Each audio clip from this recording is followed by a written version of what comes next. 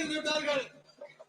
இருக்கக்கூடிய எல்லா கட்சியுடைய தொண்டர்களும் மக்கள்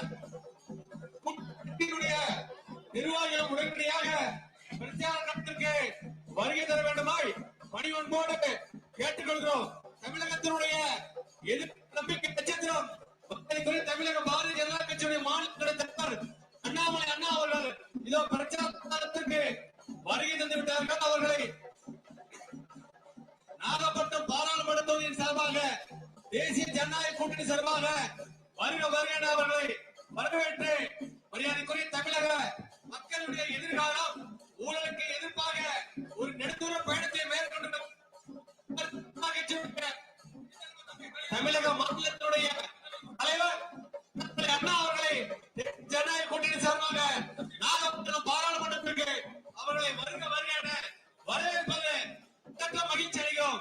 பாரத் மாதா கி பாரத் மாதா கி பாரத் மாதா கி எல்லா கட்சி பாரத் எல்லா கட்சி அது எல்லா கட்சி பாரத் எல்லா கட்சி பாரத் மாதா கி பாரத் மாதா கி பாரத் மாதா கி பாரத் மாதா கி பாரத் எல்லா கட்சி பாரத் எல்லா கட்சி பாரத் மாதா கி பாரத் மாதா கி பாரத் மாதா கி பாரத் எல்லா கட்சி ஆகிய பாராளுமன்றத்துடைய வெற்றி வேட்பாளர் தேசிய ஜனநாயக முற்போக்கு கூட்டணியுடைய ஜனநாயக கூட்டணியுடைய வெற்றி வேட்பாளர் எஸ்.எம். ரமேஷ் அவர்களுக்கு ஆதரவாக வாக்கு சேகரித்து தமிழக பாரதிய ஜனதா கட்சியினுடைய மாநிலத்தினுடைய தலைவர் மரியாதைக்குரிய அண்ணாமலை அண்ணா அவர்களை பணிவன்போடு நாகப்பட்டினம் பாராளுமன்றத்தின் சார்பாக வருக வருக என வரவேற்பதிலே மற்றற்ற மகிழ்ச்சி அடைகிறோம்.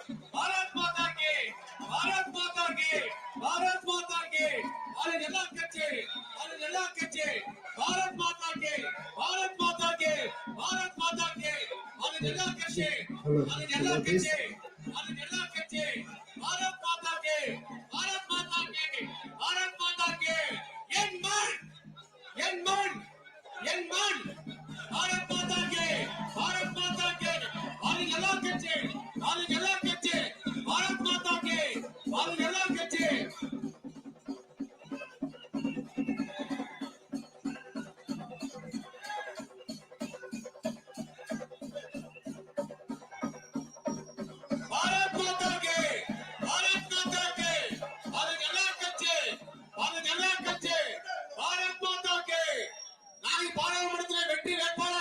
எஸ்.எம். ரமேஷ் அவர்களுக்கு ஆதரவாக வாக்கு சேகரித்து தமிழக பாரதிய ஜனதா கட்சியுடைய மாநிலத்துடைய தலைவர் தமிழக மக்களுடைய எதிர்காலம் மரியாதைக்குரிய அண்ணாமலை அண்ணா அவர்கள் இன்னும் சற்று நிமிடத்தில் உங்களிடம் வாக்கு சேகரித்து பேச இருக்கார்கள். அவரை நாளை பாராளுமன்றத்தின் சார்பாக கூட்டணி கட்சியினுடைய சார்பாக வருக வரையான வரவேற்பதில் மற்றற்ற மகிழ்ச்சி அடைகிறோம். பாரத் மாதா கி பாரத் மாதா கி பாரத் எல்லா கட்சி பாரத் எல்லா கட்சி பாரத் மாதா கி பாரத் எல்லா கட்சி பாரத் மாதா கி பாரத் எல்லா கட்சி இளைஞர்களின் எழுச்சி என்ற மாநிலத்தில் அண்ணாமலை அண்ணா அவர்கள் இளைஞர்கள் எழுச்சி என்ற மாநிலத்தில் அண்ணாமலை அண்ணா அவர்கள் பாரத் மாதா கி பாரத் மாதா கி பாரத் எல்லா கட்சி பாரத் எல்லா கட்சி பாரத் மாதா கி பாரத் எல்லா கட்சி பாரத் மாதா கி பாரத் எல்லா கட்சி பாரத் மாதா கி பாரத் எல்லா கட்சி நாளை பாராளுமன்றத்தினுடைய வெற்றி வேட்பாளர் எஸ்.எம்.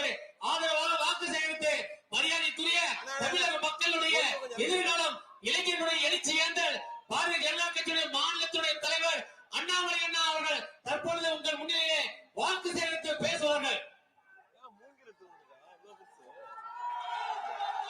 பாரத் மாதா கி பாரத் மாதா கி பாரத் மாதா கி பாரத் எல்லா கட்சி பாரத் எல்லா கட்சி பாரத் மாதா கி பாரத் மாதா கி பாரத் எல்லா கட்சி பாரத் எல்லா கட்சி நோ பாரத் மாதா கி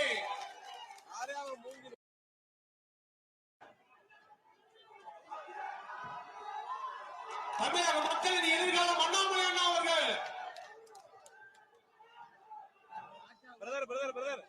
நமது வெற்றி வேட்பாளர் எஸ்.எம். ரமேஷ் அவர்களுக்கு ஆதரவாக வாக்கு சேகரித்து தமிழக பாரதிய ஜனதா கட்சியுடைய மாநிலத்துடைய தலைவர் இளைஞர்களின் எழுச்சி நாயகர் தமிழகத்தில் எதிர்காலம் நம்பிக்கை நட்சத்திரம் அண்ணாமலை அண்ணா அவர்கள் தற்போது வாக்கு சேகரித்து பேசுவார்கள். அன்பார்ந்த பெரியவர்களே, தாய்மார்களே, நம்முடைய நாகப்பட்டினம் பாராளுமன்ற தொகுதியில தேசிய ஜனநாயக கூட்டணி சார்பாக இந்த முறை நம்முடைய பாரதிய ஜனதா கட்சியினுடைய வெற்றி வேட்பாளர் அருமை அண்ணன் FGM ரமேஷ் அவர்கள் தாமரை சின்னத்தில் நின்று கொண்டிருக்கின்றார். நம்முடைய எல்லா கூட்டணி கட்சி நண்பர்களும் கூட இங்கே குழுமி இருக்கின்றார்கள். இந்த முறை நிச்சயமாக நாகப்பட்டினம் பாராளுமன்ற தொகுதியில தேசிய ஜனநாயக கூட்டணி வெற்றி பெற வேண்டும் என்று கங்கணம் கட்டிக்கொண்டு இருக்கக்கூடிய எல்லா நம்முடைய கூட்டணி கட்சி தலைவர்களுக்கு முதலில் நன்றி கலந்த வாழ்த்துக்களையும் வணக்கங்களையும் தெரிவித்துக் கொள்கின்றேன். பாட்டாளிகளா கடுமையாக உழைக்கக்கூடிய பாட்டாளி மக்கள் கட்சியினுடைய அன்பு சொந்தங்களுக்கு வந்திருக்கின்றார். தலைவராக இருக்கக்கூடிய அண்ணன் சித்திரவேல் அவர்கள் அவருடைய தொண்டர்களுக்கு தெரிவித்த நன்றிகளை தெரிவித்து, அம்மா மக்கள் முன்னேற்ற கழகத்தின் சார்பாக வந்திருக்கக்கூடிய சகோதரி மஞ்சுளா சந்திரமோகன் அவர்கள் தொண்டர்களுக்கும் நன்றிகளை தெரிவித்து, புதிய நீதி கட்சி சார்பாக வந்திருக்கக்கூடிய அண்ணன் VP தேவன் அவர்கள் நன்றிகளை தெரிவித்து, தமிழ் மாநில காங்கிரஸ் சார்பாக வந்திருக்கக்கூடிய அண்ணன் NS நாராயணசாமி அவர்கள் நன்றிகளை தெரிவித்து, தமிழக மக்கள் முன்னேற்ற கழகம் சார்பாக இங்கே வந்திருக்கக்கூடிய அண்ணன் ஜீவபாரதியும் தொண்டர்கள் அவர்களுக்கு நன்றிகளை தெரிவித்து, அனைத்து இந்திய அண்ணா திராவிட முன்னேற்ற கழகத்தினுடைய தொண்டர்கள் மீட்பு குழுவினுடைய சார்பாக வந்திருக்கக்கூடிய அண்ணன் ரவிச்சந்திரன் அவர்கள் நன்றிகளை தெரிவித்து, இந்திய ஜனநாயக கட்சி சார்பாக வந்திருக்கக்கூடிய தொண்டர்களும் தலைவராக இருக்கக்கூடிய தமிழ்ச்செல்வன் நன்றிகளை தெரிவித்து, அனைத்து மக்கள் விடுதலை கட்சி சார்பாக வந்திருக்கக்கூடிய GR புருஷோத்தமன் அவர்கள் நன்றிகளை தெரிவித்து, மக்கள் தமிழர் தேசிய கட்சியினுடைய தலைவராக வந்திருக்கக்கூடிய மணிகண்டன் அவர்கள் நன்றிகளை தெரிவித்து, திருவாரூர் மாவட்டத்திலிருந்து வந்திருக்கக்கூடிய பாட்டாளி மக்கள் கட்சி சார்பாக அண்ணன் ஐயப்பன் அவர்கள் பால் அவர்கள் நன்றிகளை தெரிவித்து, அம்மா மக்கள் முன்னேற்ற கழகம் அண்ணன் காமராஜ் அவர்கள், தமிழக மக்கள் முன்னேற்ற கழகம் அண்ணன் கணேச பாண்டியன் அவர்கள், ரஜினி பாண்டியன் அவர்கள், தமிழ் மாநில காங்கிரஸ் அண்ணன் குரவாசல் தினகரன் அவர்கள், அனைத்து இந்திய அண்ணா திராவிட முன்னேற்ற கழகம் சார்பாக தொண்டர்கள் ஒருங்கிணைப்பு குழு OPS அவர்களுடைய குழுவாக வந்திருக்கக்கூடிய நாராயணசாமி அவர்கள், இந்திய ஜனநாயக கட்சி சார்பாக வந்திருக்கக்கூடிய அண்ணன் பன்னீர்செல்வம் அவர்கள், நம்முடைய பாரதிய ஜனதா கட்சியினுடைய அன்புக்கிடையே தொண்டர்கள் தலைவர்கள் இங்கே குழுமி இருக்கின்றார். நம்முடைய மூத்த தலைவர்கள் எல்லோரும் கூட தேசிய பொதுக்குழு உறுப்பினர் நம்மை வழிநடத்திக் கொண்டிருக்கக்கூடிய அண்ணன் புரட்சி கவிதாசன் அவர்கள், தொகுதியினுடைய அமைப்பாளரும் நாகப்பட்டினம் மாவட்ட தலைவர் அண்ணன் கார்த்திகேயன் அவர்கள், இணை அமைப்பாளர் திருவாரூர் மாவட்ட தலைவர் அண்ணன் பாஸ்கர் அவர்கள், நாகப்பட்டினத்தினுடைய மாவட்ட பார்வையாளர் தங்க வரதராஜன் அவர்கள், திருவாரூர் மாவட்ட பார்வையாளர் பேட்டை சிவா அவர்கள், எல்லா நம்முடைய மூத்த தலைவர்கள் நேதாஜி அவர்கள், கோட்டூர் ராகவன் அவர்கள், கண்ணன் அவர்கள், நம்முடைய அன்புக்கிணைய பொதுச் செயலாளர்கள் பானுச்சந்திரன் அவர்கள், ராஜேந்திரகுமார் அவர்கள், வைரமுத்து அவர்கள், செந்தில் அரசு அவர்கள் எல்லோருக்கும் முதலில் வணக்கத்தை தெரிவித்துக் கொள்கின்றோம். ஊருடைய மக்கள், நாகப்பட்டினம் பாராளுமன்ற தொகுதிக்கு உட்பட்ட அன்பு சகோதர சகோதரிகள் எல்லோரும் வந்திருக்கின்றீர்கள். சுற்றிருக்கின்ற வெயிலை பொருட்படுத்தாமல் நம்முடைய வெற்றி வேட்பாளர் FGM ரமேஷ் அவர்கள் இந்த முறை வெற்றி பெற வேண்டும் என்கின்ற ஒற்றை இலக்கோடு நாம் அனைவரும் கூட இங்கே வந்திருக்கின்றோம். சகோதர சகோதரிகளை,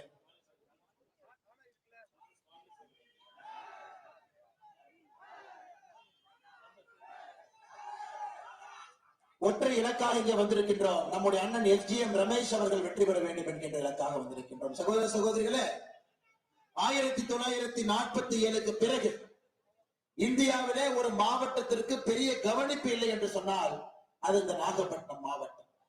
நீங்க பாருங்க, இத்தனை ஆண்டு காலத்திற்கு பிறகு முதலாக வேதாரண்யத்திலே வந்து பொதுக்கூட்டம் போட்ட ஒரு பிரதமரை நம்முடைய நரேந்திர மோடி அவர்கள் தான். இந்தியாவில் ஏதோ ஒரு ஓரத்தில் இருக்கிறது என்று எல்லோரும் மறந்து விட்டார். இன்னைக்கு பாத்தீங்கன்னா ஒரு கம்யூனிஸ்ட் கட்சி நண்பர்களுடைய கவுன்சிலர் இருந்தா கூட அவங்களால வேலை செய்ய முடியாதுங்க. ஆனா உங்க ஊர்ல MP ஆக்கி வச்சிருக்கிறேன். இன்னைக்கு இந்தியா முழுவதும் வளர்ந்து கொண்டிருக்கிறது. கம்யூனிசம் என்கின்ற சித்தாந்தம் முழுவதுமாக மக்கள் அதிலிருந்து வெளியே வர ஆரம்பித்து விட்டார்கள். எங்கேயுமே இல்லைங்க ஐயா. இங்கொன்றும் அங்கொன்றுமாக இருக்கக்கூடிய கம்யூனிஸ்ட் கட்சியின் சார்பாக இருக்கக்கூடிய MP-னால எந்த வளர்ச்சி திட்டத்தை கொடுக்க முடியும்?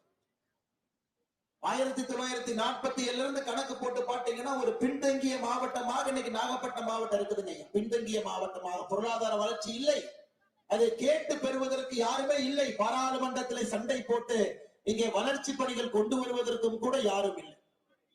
இன்னைக்கு பாரத பிரதமர் நரேந்திர மோடி அவருடைய சிறப்பு கவனம் நம்முடைய நாகப்பட்டினத்திற்கு இருக்கிற சகோதர சகோதரிகள். அதனால்தான் இன்னைக்கு நம்முடைய தேசிய ஜனநாயக கூட்டணி சார்பாக, பாரதிய ஜனதா கட்சி சார்பாக வெற்றி வேட்பாளர் ரமேஷ் அவர்கள் களத்தில் இருக்கின்றார். பிரதமருடைய தனி கவனம் நாகப்பட்டினத்தில் கொடுக்க வேண்டும்.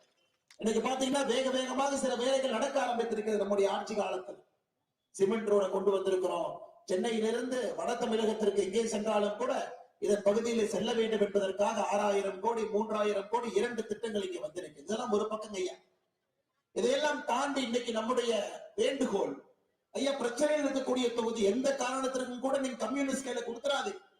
குடிக்கிற தண்ணிக்கே பிரச்சனை இருக்கக்கூடிய தகுதி. உப்பு நீர் பாத்தீங்கன்னா ஊருக்குள்ள வந்து குடிக்கிற தண்ணி நீர் ஆதாரத்துல உப்பு நீர் ஏற ஆரம்பித்திருக்கிறது. மக்களுக்கு குடிக்கிற தண்ணிக்கே இன்னைக்கு பிரச்சனை. இப்படி இருக்கும் பொழுது கம்யூனிஸ்ட் கட்சி நண்பர்களால் என்ன தீர்ப்பு கொடுக்க முடியும்? அந்த எம்பினால என்ன தீர்ப்பு நாகப்பட்டினத்தில் கொடுக்க முடியும்? இன்னைக்கு நமக்கு தெரியும், சின்ன குழந்தைய நாகப்பட்டினத்துல கேட்டாலும் கூட ஒரு சின்ன குழந்தைக்கு தெரியும் மோடி ஐயா மறுபடியும் பிரதமராக வருகின்றார்கள் என்று ஒரு சின்ன குழந்தை கூட தெரியும். சின்ன குழந்தைக்கு கூட தெரியும். அதுவும் கூட நமக்கு தெரியும் 400 எம்பிக்களை தாண்டி ஆட்சி கட்டில 3வது முறையாக அமர்கின்றார் என்றும் நமக்கு தெரியும். 3வது முறையாக 400 எம்பிக்களை தாண்டி அமரப் போகின்றார். அப்ப நீங்க கொஞ்சம் புத்திசாலித்தனமா யோசிக்கணும். ஆட்சியில் இருக்க போவது தேசிய ஜனநாயக கூட்டணி, பிரதமராக இருக்க போகின்றவர் பாரத பிரதமர் நரேந்திர மோடி அவர். அப்படி இருக்கும் பொழுது சார்ந்திருக்கக்கூடிய ஒரு பாராளுமன்ற உறுப்பினர் அண்ணன் ரமேஷ் அவர்கள் உங்களுக்கு கிடைக்கும் பொழுது பணிகள் வேகமாக நடக்கும், துரிதமாக நடக்கும். இந்த பகுதியினுடைய அனைத்து பிரச்சனைகளுக்கும் கூட சரி செய்வதற்கு நம்முடைய பாராளுமன்ற உறுப்பினர் முன்னாடி இருப்பார். நாகப்பட்டினமாக இருக்கட்டும், கீழ்வேலூராக இருக்கட்டும், வேதாரண்யமாக இருக்கட்டும், திருத்துறைப்பூண்டியாக இருக்கட்டும், திருவாரூராக இருக்கட்டும், நன்னிலமாக இருக்கட்டும், இது அனைத்தும் கூட நம்முடைய எண்மண் எண் மக்கள் யாத்திரையின் போது ஒரு தொகுதிக்கும் வந்திருக்கு. ஒரு தொகுதி மக்களை சந்தித்து பேசணும். இந்த தொகுதியினுடைய அடிப்படை பிரச்சனைகளை புரிந்து கொண்டிருக்கின்றோம். அதற்கு தீர்வு கொடுக்க வேண்டும் என்று விரும்புகின்றோம். நாகப்பட்டினம் இந்தியாவுடைய ஒரு முதன்மை பகுதியாக வர வேண்டும். இங்க இருக்கக்கூடிய மீனவ சொந்தங்களுக்கு நல்லது நடக்கணும், விவசாய பெருமக்களுக்கு நல்லது நடக்கணும், தொழில் செய்யறவங்களுக்கு நல்லது நடக்கணும். நம்முடைய இளைஞர்கள் நாகப்பட்டினத்தை தாண்டி வெளியே வேலைக்கு போய் கொண்டிருக்கிறார். உள்ளூரிலே வேலை வாய்ப்பை உருவாக்க வேண்டும் என்றால் இது அனைத்திற்கும் கூட ஒரே ஒரு மருந்து, நரேந்திர மோடி என்கின்ற ஒற்றை மருந்து மட்டும்தான் நம்ம கையில் இருக்கு. வேற எதுவுமே நமக்கு இல்ல. நாகப்பட்டினத்துடைய இளைஞர்கள் தமிழ்நாடு முழுவதும் இந்தியா முழுவதும் வேலை வாய்ப்புக்கு சென்று கொண்டிருக்கிறார். உள்ளூர்ல வேலை வாய்ப்பு இல்லை. அப்ப கம்யூனிஸ்ட் கட்சிக்கு ஓட்டு போட்டு எம்பியை தேர்ந்தெடுத்து என்னங்க பிரயோஜனம்? அதனால் இந்த முறை நீங்கள் தாமரை சின்னத்திற்கு வாக்களிக்க வேண்டும் என்று அன்போடு கேட்டுக்கொள்கின்றோம். தாமரை சின்னத்திற்கு நீங்கள் வாக்களித்து அண்ணன் ரமேஷ் அவர்களை நீங்கள் வெற்றி பெற செய்ய வேண்டும். எல்லா சகோதர சகோதரிகள் தாய்மார்கள் இங்க இருக்கிறேன். உங்களுடைய குழந்தைகளுடைய எதிர்காலத்திற்காக நடக்கக்கூடிய தேர்தல், குழந்தைகளுடைய எதிர்காலத்திற்காக நடக்கக்கூடிய தேர்தல். காரணம், இத்தனை ஆண்டு காலமாக மாநில கட்சிகள் பார்த்தீங்கன்னா மாநில பிரச்சனையை பேசி பாராளுமன்ற தேர்தலை சந்திப்பாங்க. திமுக காரங்களுடைய பேச்செல்லாம் கேளுங்க. 1960 சட்டமன்ற தேர்தலுக்கு எப்படி பிரச்சாரம் செய்தார்களோ அதே பிரச்சாரம் 1960 பேசின தூய்மை வடக்கு தெற்கு அது இதுன்னு பேசிட்டு இருக்கிறாங்க. அனைத்து இந்திய அண்ணா திராவிட முன்னேற்ற கழகத்தினுடைய நண்பர்கள் கவுன்சிலர் தேர்தலை போல அவங்க பிரச்சாரம் பண்ணிட்டு இருக்கிறாங்க. இன்னைக்கு உண்மையாலுமே தேசிய தேர்தல் நாடு எப்படி இருக்க வேண்டும், எப்படிப்பட்ட பிரதமர் வர வேண்டும் என்பதற்காக நடக்கக்கூடிய தேர்தல். இந்த இரண்டு கட்சிகளுடைய பிரச்சாரத்தை பாருங்க. நாட்டுக்காக ஏதாச்சும் பேசுறாங்களான்னு பாருங்க. எதுவும் இல்லை, எதுவும் இல்லை. திமுக பாருங்க, அவங்க தலைவர்களுடைய எல்லா குழந்தைகளுக்கும் சீட்டு கொடுத்தாச்சு. யாரை விட பெரம்பலூர் போங்க கே.என். நேரனுடைய பையன், வெள்ளூர் போங்க துரைமுருகன் அண்ணன் பையன், இந்த பக்கம் போங்க பொன்முடி அண்ணன் பையன். சென்னைக்கு போய் நிறுத்த சென்னை பிரச்சாரம் முடிச்சுட்டு வர்றாங்க. தென் சென்னைக்கு போங்க, நம்முடைய நிதியமைச்சர் தங்கம் தென்னரசு அவருடைய சகோதரி தென் சென்னை எம்பிக்கு நிற்கிறாங்க. மத்திய சென்னைக்கு போங்க தயாநிதி மாறன் அவருடைய பையன், வட சென்னைக்கு போங்க ஆற்காடு வீராசாமியுடைய பையன் கலாநிதி வீராசாமி. எல்லா தமிழ்நாடு முழுமதியா பாருங்க. திராவிட முன்னேற்ற கழகத்தை பொறுத்தவரை அப்பா எல்லாம் அமைச்சராயிட்டாங்க, பையனை எம்பி ஆக்கலாம். அது அந்த பக்கம். அதனால் சகோதர சகோதரர் நீங்கள் உணர்ந்து கொள்ள வேண்டும், அந்த கட்சிகளால் எந்த ஒரு பிரயோஜனமும் நமக்கு கிடையாது. 2024 தேர்தல் நீங்கள் தெளிவாக புரிந்து கொள்ள வேண்டும். இது வளர்ச்சிக்கு அடித்தளம் அடக்கூடிய தேர்தல். வளர்ச்சி வளர்ச்சி வளர்ச்சி மட்டும்தாங்க. இன்னைக்கு நாகப்பட்டினத்துக்கு தேவை வாய்ச்சொல் அல்ல. இங்க அரசியல்வாதிகள் வந்து மைக் எடுத்து அப்படி இப்படி சித்தாந்தம் பேசுறதெல்லாம் கேட்பதற்கு தயாராக இல்லை. முதலிலே வளர்ச்சியை கொடுத்து விட்டு சித்தாந்தம் பேசணும். யாரு வேணாலும் சித்தாந்தம் பேசுறீங்க, வளர்ச்சியை கொடுக்கட்டும், தொழிற்சாலைகளை கொண்டு வரட்டும், உள்கட்டமைப்பை மேம்படுத்தட்டும், மீனவ நண்பர்களுக்கு என்னவெல்லாம் சலுகை தேவையோ கொடுக்கட்டும், அதன் பிறகு சித்தாந்தம் பேசட்டும். எதையும் செய்யாம வெறும் சித்தாந்தம் பேசுவதற்கு மட்டுமே அரசியல் கட்சிகள் இந்த தேர்தலை பயன்படுத்திக் கொண்டிருக்கின்றார்கள். இன்னைக்கு நாம் தெளிவாக இருக்க வேண்டும். இந்த வாய்ப்பு மறுபடியும் நமக்கு கிடைக்காது ஐயா, மறுபடியும் நமக்கு கிடைக்காது. இது போன்ற வாய்ப்பு திரும்ப கிடைக்குங்க. மோடி ஐயா இருக்கணும், மோடி ஐயா இது போன்று வலிமையா இருக்கணும். இந்தியா முழுவதுமே மோடி ஐயா ஓட்டு போடுவதற்கு தயாரா இருக்கணும். ஆனா மோடி ஐயா தான் ஆட்சிக்கு வரணும். அதுல நாகப்பட்டினத்தினுடைய மோடி ஐயாவை பயன்படுத்தி நாகப்பட்டினத்தை நாம வளர்த்தி விடணும். இது எப்ப திரும்ப கிடைக்கும் நீங்க யோசிச்சு திரும்ப இந்த வாய்ப்பு கிடைக்கவே கிடைக்காது. அற்புதமான வாய்ப்பு. மோடி ஐயா அவர்கள் மூன்றாவது முறையாக ஆட்சியில் இருக்கும் பொழுது நாகப்பட்டினத்தினுடைய முழு வளர்ச்சியும் மோடி அவர்களை வைத்து நாம் பயன்படுத்திக் கொள்ள வேண்டும் என்பதை நீங்கள் யாரும் மறந்துவிடக் கூடாது. சகோதர சகோதரர், அற்புதமான வாய்ப்பு. இந்த வாய்ப்பை தவறவிட்டால் ஒரு சரித்திர பிழை செய்கின்றோம் என்றார். அடுத்த 20 நாட்கள், இது மிகப்பெரிய தொகுதிங்க ஐயா. நிறைய கிராம பகுதியில் இருக்கக்கூடிய தொகுதி. எல்லா இடத்துக்கும் அண்ணன் எஸ்ஜிஎம் ரமேஷ் அவர்களோ நம்முடைய கூட்டணி கட்சியினுடைய தலைவர்களோ எல்லா இடத்திற்கும் போய் வாக்கு சேகரிக்க முடியாது. நீங்கள் அடுத்த 20 நாட்கள் ரமேஷ் அவர்களுக்கு வேலை செய்தால் மட்டும்தான் இவர் அடுத்த 5 ஆண்டுகள் நமக்காக சேவை செய்வார். இதை நீங்க மறந்துடக்கூடாது. தேர்தல் நடக்குது, ஏப்ரல் 19ஆம் தேதி நாம போய் நம்ம ஓட்டை போட்டுடலாம், ஜனநாயக கடமையை செய்து விட்டேன். இந்த தேர்தலுக்கு அது பத்தாதுங்க ஐயா.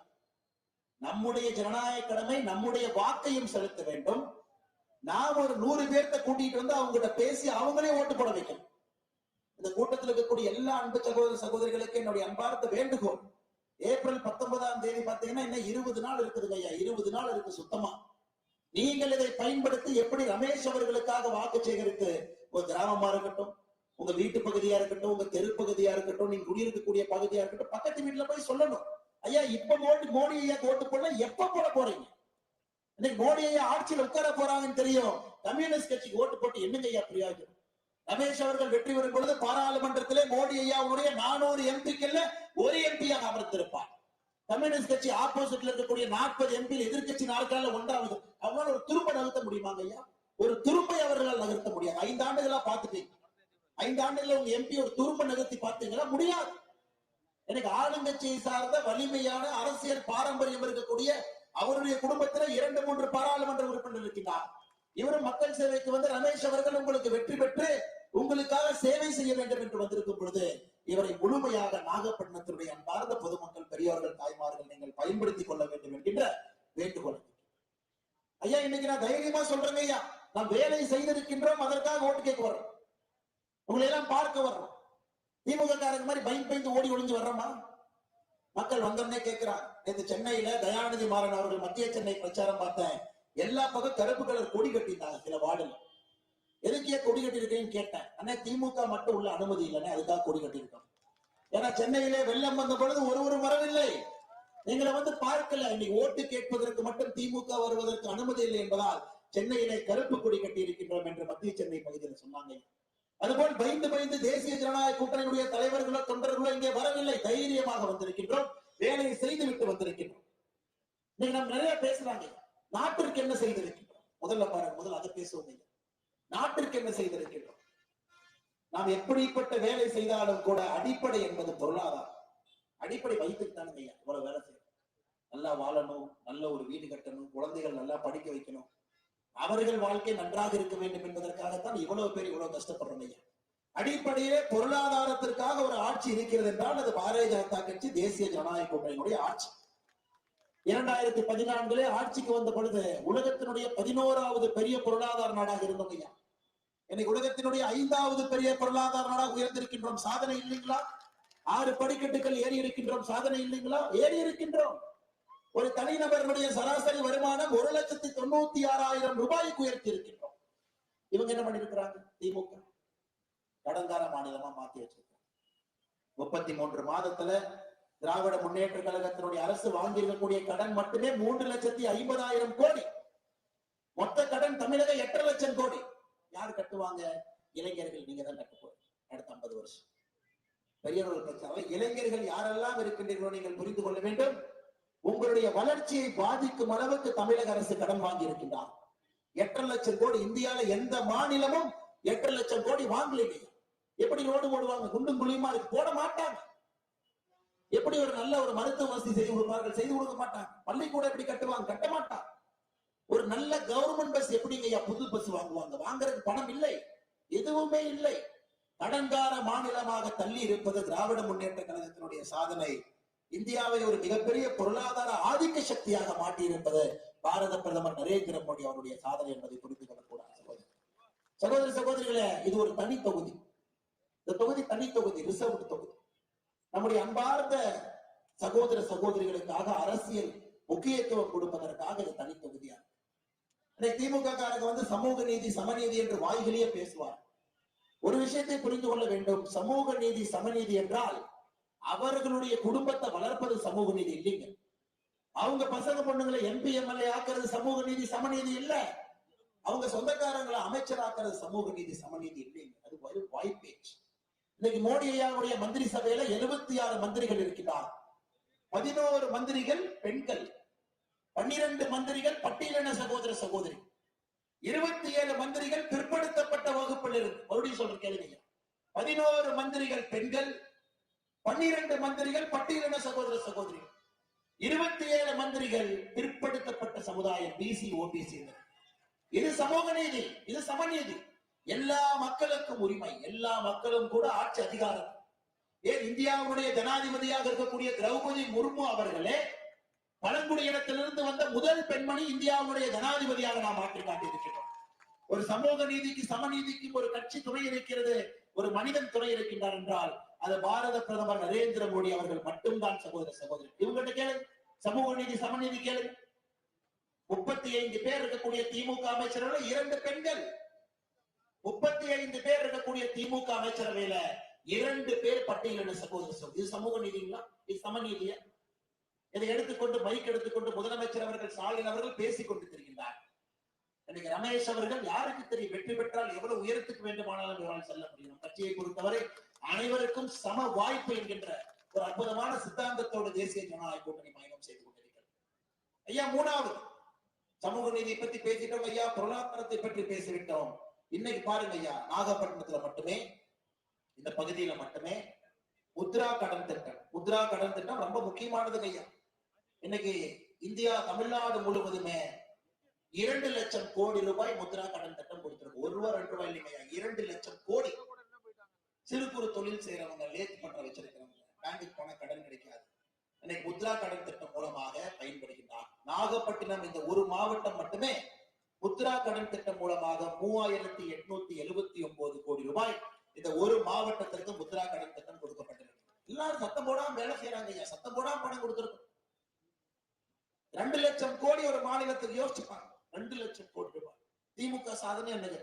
பால் விலை உயர்த்தியாச்சு, தயிர் விலை உயர்த்தியாச்சு, எண்ணெய் விலை உயர்த்தியாச்சு, சொத்து வரி உயர்த்தியாச்சு, தண்ணீர் வரி உயர்த்தியாச்சு, மின்சார கட்டணம் உயர்த்தியாச்சு. உயர்த்தாத ஏதாச்சும் இருக்குதுங்களா ஐயா? எதுவுமே எல்லாத்தையும் உயர்த்திட்டாங்க. எப்படி சாதாரண மக்கள் நிம்மதியா இங்கே வாழ முடியும் என்பதை நீங்கள் புரிந்து கொள்ள வேண்டும். ஒரு பக்கம் நம்முடைய ஆட்சி 10 ஆண்டு காலம் நான் பட்டியலிட்டுக் கொண்டிருக்கின்றேன். இன்னொரு பக்கம் 33 மாதமாக திராவிட முன்னேற்ற கழகம் செய்வதை செய்து கொண்டிருக்கின்றேன். ஐயா, விவசாய பெருமக்கள் இன்னைக்கு நம்முடைய நாகப்பட்டினம் மாவட்டத்துல மட்டுமே ஐயா விவசாய பெருமக்கள் நீங்க மோடி ஐயாவுடைய கௌரவ நிதி திட்டத்துல பயன்படுறாங்க. உங்களுக்கு வருடத்திற்கு 6000 ரூபாய் மோடி ஐயா அனுப்பி வைக்கிறார். இதுவரை 15 தவணையில தவணைக்கு 2000 ரூபாய், 30,000 ரூபாய் விவசாய பெருமக்களுடைய வங்கி கணக்குக்கு அனுப்பி இருக்கின்றோம். நாகப்பட்டினம் மாவட்டம் மட்டுமே 53,252 விவசாயி, ஒருத்தர் 2 பேர் இல்லைங்க, 53,252 விவசாயிகள் வங்கி கணக்குக்கு 30,000 வந்திருக்கு. தமிழ்நாட்டுல 45 லட்சம் விவசாயி. இவன் 1000 ரூபாய் கொடுப்பாங்க, அதுக்கு இவன் போடுற அலப்பறை இருக்கு. சகோதரிக்கு 1000 ரூபாய் சத்தம் போடாம 45 லட்சம் விவசாயிகளுக்கு சத்தம் போடாம 30,000 ரூபாய்ங்கம்மா. நம்ம ஊர்ல மட்டுமே நாகப்பட்டினத்துல மட்டுமே 53,250. நேற்று துரைமுருகன் பையன் கதிரானன், அவர் வெள்ளூர் தொகுதியில வேட்பாளராக நிக்கிறார். அவர் என்ன சொல்றாரு தெரியுங்களா? சகோதரிகள் என்னை கோச்சு கூடாது, தாய்மார். தமிழ்நாட்டுல நம்முடைய தாய்மார்களும் சகோதரிகளும் மினுக்கு மினுக்கு இருக்காங்க. பழைய செருப்புல பத்திரமா வச்சுக்கங்க, திமுக காரங்க வர்றாங்க. தமிழ்நாட்டிலே நம்முடைய தாய்மார்களும் சகோதரிகளும் மினுக்கு மினுக்குன்னு இருக்கிறாங்களாம். கதிரானந்த் அவரே சொல்றாரு, ஏன் மினுக்கு மினுக்குன்னு இருக்கிறாங்கன்னா எல்லாம் ஃபேர் அண்ட் லவ்லி போடுறாங்க. ஏன் ஃபேர் அண்ட் லவ்லி போடுறாங்கன்னா இவங்க 1000 ரூபாய் கொடுக்குறாங்களாமா, அதனால ஃபேர் அண்ட் லவ்லி போடுறாங்க. தமிழ்நாட்டிலே இதுவரை அரசியல்ல நம்முடைய தாய்மார்களை சகோதரிகளை திராவிட முன்னேற்ற கழகத்தினுடைய ஆட்சியை போல் யாரும் கொச்சைப்படுத்தியதே கிடையாது. ஐயா, நம்ம சென்னை பக்கம் வந்தீங்கன்னா இந்த பிங்க் கலர் வண்டி போகுது, இந்த லிப்ஸ்டிக் போட்ட மாதிரி ஒரு வண்டி ஓடிட்டு இருக்கு. யாராவது அரசு பேருந்துல தப்பி தவறி ஏறிட்டீங்கன்னா எப்ப இடிஞ்சு விழுன்னு தெரியாது. ஒருவேளை தைரியமா ஏறிட்டீங்கன்னா பெண்கள் குறிப்பாக உடனே பொன்முடி என்ன வந்து ஓசி ஓசி ஓசி என்ற பெண்களை சொல்லுவாங்க. இன்னைக்கு எல்லோருக்கும் 1000 ரூபாய் கொடுப்போம் என்று சொல்லிவிட்டு வெறும் 30% தாய்மார்களுக்கு மட்டும் 1000 ரூபாய். அதுலயும் சொல்றாங்க மினுக்கு மினுக்குன்னு இருக்காங்கன்னா ஃபேர் அண்ட் லவ்லி போடுறாங்க. அன்னை கதிரானந்த பாக்குறது 5 லேயர் மேக்கப் போட்டு வந்து பேசுறாரு. 5 லேயர் மேக்கப், இவ்வளவு மேக்கப் போட்டு வந்து நம்முடைய தாய்மார்களையும் சகோதரிகளையும் கொச்சைப்படுத்தும் விதமாக பேசுகிறார். இதற்கெல்லாம் நீங்க பதில் மோடி ஐயாவை பாருங்க, ஒரு பெண்களை தன்னுடைய காலிலே விழுவதற்கு அனுமதிக்க மாட்டார். அது மோடி. மோடியோட காலில், மோடி ஐயா காலில் யாரும் விழக்கூடாதுங்க, விழவே கூடாது. அனைவரும் சமம் என்று நினைக்கக்கூடிய மனிதன். அது குறிப்பாக பெண்கள் மோடி ஐயா காலில் விழுந்தா ஏற்றுக்கொள்ளவே மாட்டார். ஒரு தாய்மார்களுக்கு, மகளிர்களுக்கு, சகோதரிகளுக்கு மோடி ஐயா கொடுக்கக்கூடிய மரியாதையை பாருங்க. அப்பா பேர் இன்சியலை வச்சு அரசியல் இருக்கக்கூடிய கதிரானந்த் கொடுக்கக்கூடிய மரியாதையை பாருங்க. இப்படித்தான் பொன்முடி அண்ணன் பேசி பேசி ஜெயிலுக்கு போனாரு. இந்த தம்பி பேசி பேசி துரைமுருகன் அனுப்பிடுவாராட்டது. இப்படியேதான் தமிழக அரசியல் நடந்து கொண்டிருக்கிறது. அதுக்கப்புறம் யாராவது ஜெயிலுக்கு போனா அண்ணாமலையின் எம்எல்ஏ குற்றம் சுமத்துவாங்க. இவங்களா தப்பு பண்ணிட்டு இவங்களா ஜெயிலுக்கு போவாங்க. கேட்டா பள்ளி எம்எல்ஏ போடுவாங்க. சகோதர சகோதரிகள், அடுத்து நம்முடைய பாரத பிரதமர் நரேந்திர மோடி அவர்களை பொறுத்தவரை நீங்க யோசிச்சுப்பாங்க. ஐயா, நம்முடைய ஆட்சியில மோடி அவர்கள் மட்டுமில்லைங்க, நம்முடைய 75 அமைச்சர்களும் கூட யாராச்சும் ஒருத்தர் ஒரு குண்டூசியை திருடி விட்டார்கள் என்று குற்றம் சாட்ட முடியுங்களா? இல்ல மோடி ஐயா ஆபீஸ் போனாரு, அந்த குண்டூசி நல்லா இருந்தது, நைஸா எடுத்து பாக்கெட்ல வச்சுக்கிட்டு வெளியே வந்துட்டாரு, அத பேரனுக்கு கொடுக்க போறாரு, அப்படி கூட மோடி அவர்கள் மீது குற்றம் சுமத்த முடியாது. நேர்மையான ஆட்சியை 10 ஆண்டு காலமாக நாம் கொடுத்திருக்கின்றோம். நேர்மையான ஆட்சி, இந்திய ஜனநாயகம். இவங்களை பாரு, ஒரு மந்திரி போட்டி போட்டு திருறாங்க. நீ அதிகமா திருடுவியா, நான் அதிகமா திருடுவியா. இலாக்கா இல்லாத மந்திரி இத்தனை நாளா ஜெயில தண்டத்துக்கு 1,10,000 ரூபாய் சம்பளம் வாங்கி ஒருத்தர் புலால் சிறையில் இருக்கார்.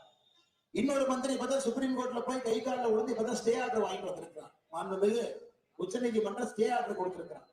அது டெம்பரரி ஸ்டே தாங்க. உச்ச நீதிமன்றத்திற்கு தெரியும் யார் தவறு செய்திருக்கிறார்கள், யார் நல்லவர்கள் என்று. அதுவும் கூட வேகமா வெக்கேட் ஆகும். நம்படிதான் தமிழக அரசுடைய ஐயா 35 அமைச்சர்கள்ல 11 அமைச்சர்கள் மீது ஊழல் வழக்கு நீதிமன்றத்துல நடந்து கொண்டிருக்கிறது. இது அண்ணாமலை என்ன குற்றம் சுமத்தினார், ரமேஷ் அவர்கள் குற்றம் சுமத்தினார் இல்லைங்க. 11 அமைச்சர்கள் மீது ஊழல் வழக்கு நீதிமன்றத்தில் நடக்குது. கொடுமை என்னன்னாங்க, இந்த லஞ்ச ஒழிப்பு துறைக்கு ஒரு அமைச்சர் இருக்கிற, அவர் பேர் ரகுபதி, அவரு மேலேயே லஞ்ச ஒழிப்பு கேஸ் நீதிமன்றத்தில் நடந்து கொண்டிருக்கிறது. இந்த அநியாயத்தெல்லாம் தமிழ்நாட்டை தவிர, திராவிட முன்னேற்ற கழகத்தினுடைய ஆட்சியை தவிர இந்த அநியாயம் எங்கேயுமே நடக்காது. இப்படிப்பட்ட ஊழல்வாதிகளுடைய கூடாரமாக இங்க அங்கே ஒரு குண்டூசி கூட திருடாத மோடி அவர்களும் நம்முடைய 76 அமைச்சர்களும் கூட ஒரு பக்கம். சகோதர சகோதரி, ஐயா இன்னைக்கு அவங்க கேட்பாங்க, முதலமைச்சர் சொல்லுவார், துபாய்க்கு போவாராமா 1000 கோடி ரூபாய் வரும்பாரு, ஒன்னே இருக்காரு. ஜப்பானுக்கு போவாராமா பணம் வரும், ஒன்னே காணா. ஸ்பெயினுக்கு போவாராமா, ஒன்னே காணா. கோட் சூட்டு மட்டும் ஜம்மு மாட்டிட்டு போவார். ஆனா இன்னைக்கு நாங்கள் சொல்லுகின்றோம், காங்கிரஸ் 10 ஆண்டு காலம் 2004 14 வரை நிறைய பேர் பணத்தை திருடிட்டு வெளிநாட்டுக்கு ஓடிட்டாங்க. விஜய் மல்லையா பல பேர் ஓடிட்டாங்க. ஐயா இந்த 10 ஆண்டுகள்ல வராக்கடன் யாரெல்லாம் நாட்டை விட்டு ஓடினார்களோ அவர்களிடமிருந்து 1,20,000 கோடி வசூல் செய்திருக்கின்றோம். அது உங்களுடைய பணம். 1,20,000 கோடி வசூல் செய்யப்பட்டிருக்கு. ஆனா இங்க திராவிட முன்னேற்ற கழகத்துக்கு ஒரு அமைச்சரே சொல்றாரு, மகனும் மருமகனும் 30,000 கோடி ரூபாய் கொள்ளையடிச்சு. அண்ணன் பிடிஆர் அவர்கள் சொல்றாரு, இந்த டேப்ல சொல்றாரு, இந்த மகனும் மருமகனும் பாருப்பா 30,000 ரூபாய் கொள்ளையடிச்சு. அவர்தான் உண்மை சொல்ல பொறாமையில பேசுறாரு. 30,000 ரூபாய் அடிச்சுட்டான் பாரு, 30,000 கோடி. ஐயா அதோட கூட அவர் நிறுத்திக்கல, தாத்தாவோட கொள்ளையடிக்கிறானுங்க. தாத்தா யாருன்னு உங்களுக்கு தெரியும். அதனால் மொத்தமாக இந்த ஊழல் குடும்பமாக இருக்கக்கூடிய திராவிட முன்னேற்ற கழகத்தை 2024 தேர்தலில் அடியோடு நீங்கள் வீட்டுக்கு அனுப்ப வேண்டிய நேரம். இன்னைக்கு ஸ்டாலின் ஐயா சொல்றார், முதலமைச்சர் ஐயா சொல்றார், தமிழ்நாட்டுக்கு பணமே கொடுக்கல. நீங்களா கேட்டீங்களா ஐயா? சொன்னாருங்களா? தமிழ்நாட்டுக்கு பணமே கொடுக்கல. ஐயா தமிழ்நாட்டிற்கு மோடி ஐயா பணம் கொடுத்திருக்கிறாங்க, கோபாலபுரத்து குடும்பத்திற்கு கொடுக்கவில்லை என்பதுதான் உண்மை. ஐயா 45 லட்சம் விவசாயிகளுக்கு 6,000 ரூபாய், இதுவரைக்கும் 30,000 ரூபாய் வாங்கியிருக்கிறாங்க. அது கணக்கு இல்லையாமா? ஏன்னா அது நேரடியா மோடி ஐயா கொடுத்துட்டாங்களாமா, அது கணக்கு இல்லையா? இன்னைக்கு பாருங்க ஐயா, எல்பிஜி கேஸ் சிலிண்டர் யார் வச்சிருக்கிறீங்க, 300 ரூபாய் 200 ரூபாய் 400 ரூபாய் மானியம், அது கணக்கு இல்லையாமா? ஏன்னா நேரடியா வங்கி கணக்கு வந்தா கணக்கு இல்லையாமா? இவரு கோபாலபுரத்துக்கு கொடுக்கணுமா, இவருடைய பணத்தை தொட்டு பார்ப்பாங்களாமா? அப்படி வந்தா மட்டும்தான் தமிழ்நாட்டுக்கு வந்த கணக்கு. சகோதரர்களை நீங்கள் புரிந்து கொள்ள வேண்டும், நாம் எவ்வளவு கொடுத்திருக்கின்றோமோ அதை விட அதிகமாக மோடி ஐயா தமிழகத்துக்கு கொடுத்திருக்கிறாங்க. இவர்கள் சொல்லுகின்ற கணக்கு பொய் கணக்கு. அதாவது நேரடியாக மத்திய அரசு மாநில அரசுக்கு அனுப்பக்கூடிய தொகையை மட்டும்தான் இவர்கள் கணக்கு எடுக்கிறார். ஆனா மோடி அவருடைய காலத்துல நேரடியா உங்களுக்கு கொடுக்கும்போது எதற்கு மத்திய அரசு மாநில அரசு கொடுக்கணுங்க ஐயா? உங்களுடைய வங்கி கணக்குக்கு பணம் வருது, வங்கி கணக்குக்கு வருது. நீங்க மத்திய அரசு கடன் வாங்குறீங்களா வங்கி கணக்கு, மானியம் வாங்குறீங்களா வங்கி கணக்கு, விவசாயிகளுக்கு 6000 வங்கி கணக்கு. அப்படி இருக்கும் பொழுது கோபாலபுரத்து குடும்பம் மூலமாகத்தான் உங்களுக்கு கொடுக்க வேண்டும் என்கின்ற அவசியம் மோடிக்கு இல்லை. அதனால யாரு கேட்டாலும் கூட தைரியமாக சொல்லுங்கள், மோடியை அந்த 10 ஆண்டுகள்ல 10,76,000 கோடி ரூபாய் தமிழ்நாட்டுக்கு கொடுத்திருக்காங்க. 10,76,000 கோடி. அடுத்து நம்ம மீது வைக்கக்கூடிய குற்றச்சாட்டு, இந்த பிஜேபி இருக்கு பாருங்க, இது வந்து வடக்கு கட்சி. என் கலரை பாருங்க, ஏன்னா வடக்குல இருந்து வந்த மாதிரியா இருக்கு.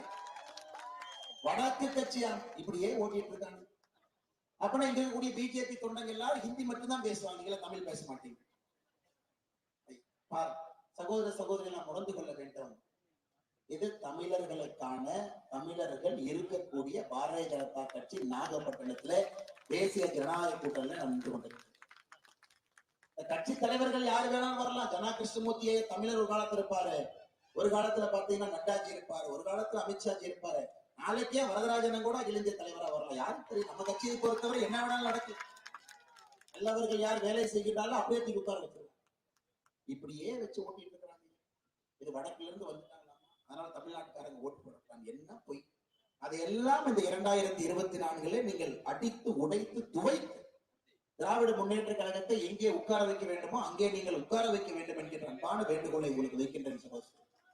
மோடி ஐயா பாருங்க, பாதி நேரம் தமிழ்நாட்டுலதான் இருக்காரு, இங்கேயே சுத்திட்டு இருக்காரு. வடக்கு பக்கம் போனா நண்பர்கள் சொல்றாங்க, என்னையா மேஜிக் பண்ண மோடிஜி அங்கேயே தமிழ்நாட்டிலே கொண்டு உட்கார வச்சிருக்கேன், எங்க மாநிலத்துல வரமாட்டாங்க. நான் அவர்களுக்கு சொல்கின்றேன், மோடி ஐயாவுக்கு தமிழ்நாட்டு மக்களை புரிக்குது, அதனால வர்றாங்க. எப்படி நான் தடுக்க முடியும்? நம்முடைய தமிழ் மொழியும் கலாச்சாரமும் அவர்களுக்கு பிடித்திருக்கிறதால அடிக்கடி வர்றாங்க. கோயம்புத்தூர் வர்றாங்க, கன்னியாகுமரி வர்றாங்க, தூத்துக்குடி வர்றாங்க, திருநெல்வேலி வர்றாங்க, மறுபடியும் வர்றாங்க. இந்த மாசம் ஆரம்பத்துல மறுபடியும் 4 நாள் வர்றாங்க. இத்தனை முறை எதற்கு வருகின்றார்கள் என்றால் உங்களை பிடிக்கும், மக்களை பார்க்க பிடிக்கிறது, இந்த மொழி பேச வேண்டும் என்று நினைக்கின்றார். இப்படிப்பட்ட கலாச்சாரம் இருக்கக்கூடிய, தொன்மையான கலாச்சாரம் இருக்கக்கூடிய அந்த நாட்டிலே நானும் வாழுகின்றேன் என்று மோடி அவர் நினைக்கிறார். இப்ப ஸ்டாலின் ஐயா கும்முடி பூண்டியை தாண்டிட்டா இவரை யாருன்னு தெரியுமாங்க ஐயா மக்களுக்கு? நீங்க சொல்லுங்க ஐயா. கும்முடி பூண்டியை தாண்டினா ஸ்டாலின் ஐயாவுக்கு 4 பேர் வந்து கை கொடுத்துட்டா நான் அரசியல் விட்டு போயிடுறேன். கும்முடி பூண்டிக்குள்ளேயே 30 வருஷமா ஓட்டி ஓட்டி தமிழ்நாட்டை பின்னோக்கி சென்றிருக்கின்றார். இந்த குழந்தைகள் எல்லாம் 3வது மொழி படிக்க வேண்டும் என்று நினைக்கிறார். ஐயா 3வது மொழி என்ன பிடிக்குதோ படிங்க. உங்களுக்கு தெலுங்கு பிடிக்குதா தெலுங்கு படிங்க, மலையாளம் படிங்க, கன்னடம் படிங்க, ஹிந்தி படிங்க. ஆனா 3வது மொழி படிங்கன்னு தான் நாம சொல்றோம். ஆனா திமுக காரங்க நடத்தக்கூடிய பள்ளியில ஹிந்தி இருக்கு, ஆனா நாம ஹிந்தி படிக்கக்கூடாது. திமுக காரங்க நடத்தக்கூடிய பள்ளியிலே 3வது மொழி இருக்கு, ஆனா நாம் அதை படிக்கணும்.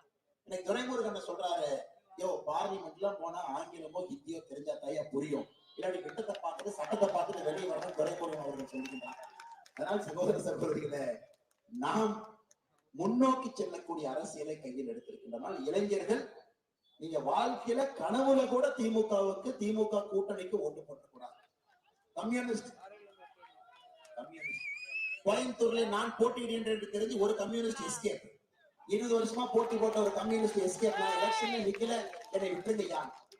அடுத்த முறை நீங்க நாகப்பட்டினத்துல இந்த முறை கம்யூனிஸ்ட் நீங்கள் தோற்கடிக்கிறீங்க, அடுத்த முறை போட்டி போடுவதற்கே விடக்கூடாது. போட்டி போடுவதற்கே கம்யூனிஸ்ட் கட்சி வரக்கூடாது. வளர்ச்சியை பேசாத எந்த ஒரு அரசியல் கட்சியும் நமக்கு தேவையில்லை. அது தேவையில்லாத ஒரு ஆணின்னு சொல்லுவாங்க. அது போலதான் நாகப்பட்டினத்திற்கு தேவையில்லாத ஒரு ஆணியாக நம்முடைய கம்யூனிஸ்ட் கட்சி இருக்கு. அதனால் சகோதரி சகோதரியே, உங்களுடைய பெருவாரியான வாக்கு வெற்றி பெறக்கூடிய நம்முடைய வெற்றி வேட்பாளர் 400லே ஒருவராக இருக்கக்கூடும்.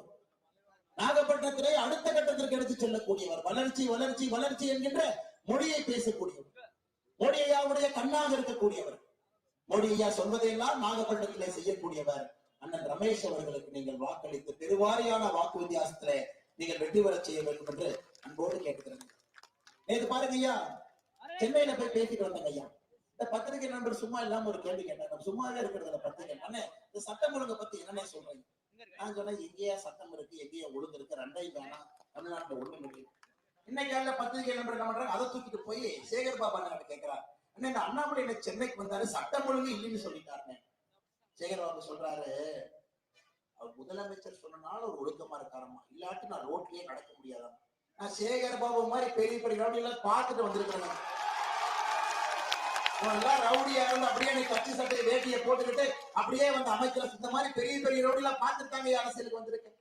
ஆனா அண்ணன் சேகர் பாபு அவர்களை இது கூட ஒண்ணும் பண்ண முடியாது.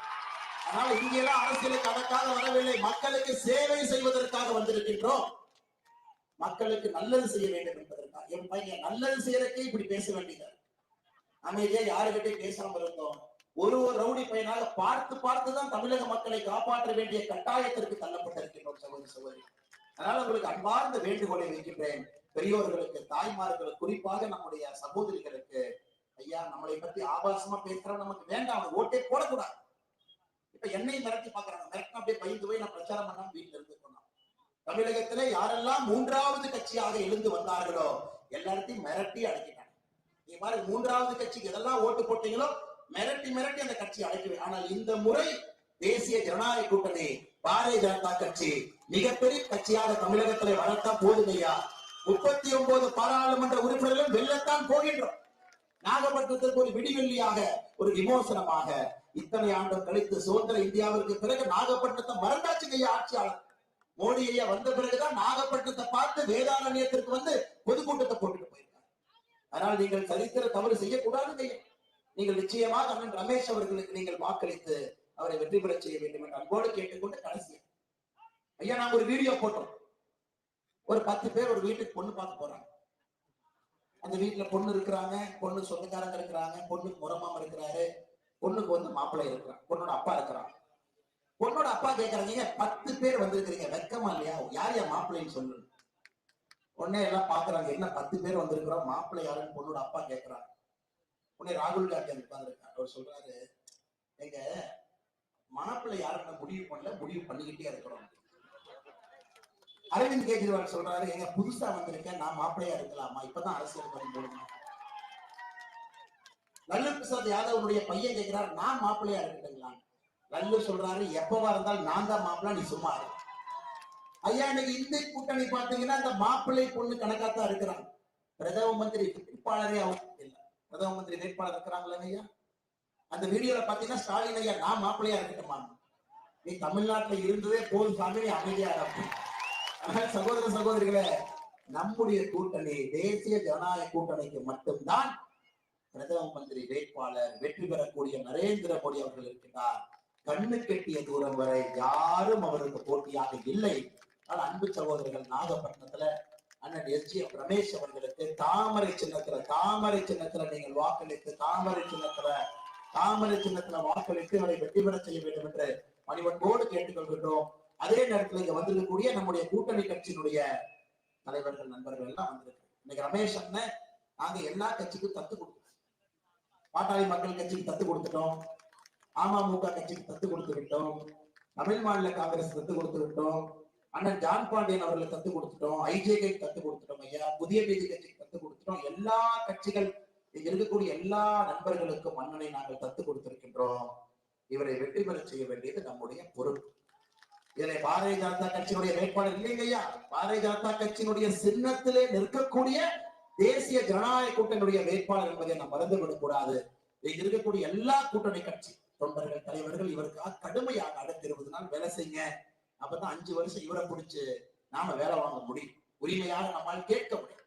5 வருஷம் இங்கே தங்கி எங்களுக்காக பணி செய்யுங்கன்னு உரிமையாக கேட்க முடியும்.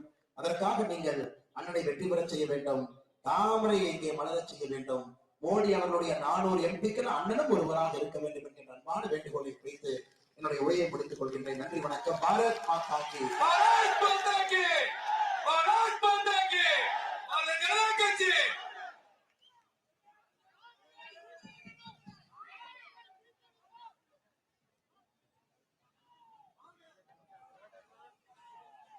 நாகை பாராளுமன்றத்தினுடைய வெற்றி